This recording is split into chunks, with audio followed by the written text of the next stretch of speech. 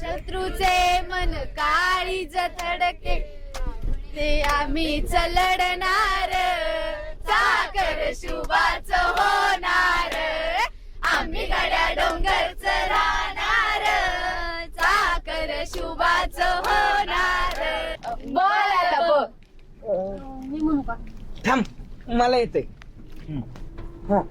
बांगड्याची माळ लिंबावानी डोळ बांगड्याची माळ लिंबावानी डोळ उभी आहे नदीच्या घाटाला उभी आहे नदीच्या घाटाला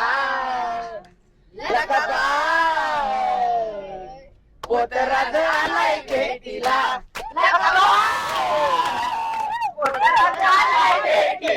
अरे हो मजा करा मस्ती करा पण आपण इथं कशासाठी आलोय हेही लक्षात असू द्यात. कशासाठी सर याला की नाही गाडीतून खाली उतरून मागणं पळत आणला पाहिजे नाही म्हणजे याच्या लक्षात येईल की विज्ञान सहल आहे. अरे आपण सगळ्यांनी जगाकडे विज्ञानाच्या दृष्टिकोनातून पाहायला पाहिजे. आजच नाही कायमच. सर विज्ञानाच्या दृष्टीने बघायचं म्हणजे नक्की काय करायचं?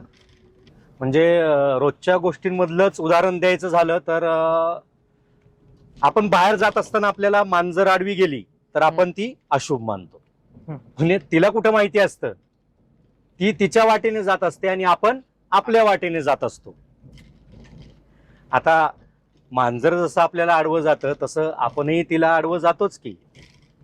मग यात शुभ आणि अशुभ कुठं आलं? अनेकदा चांगल्या कामांमध्ये त्या मांजरापेक्षा माणसंच आडवी जास्त जातात. आता त्याला आपण अशुभ मानतो का?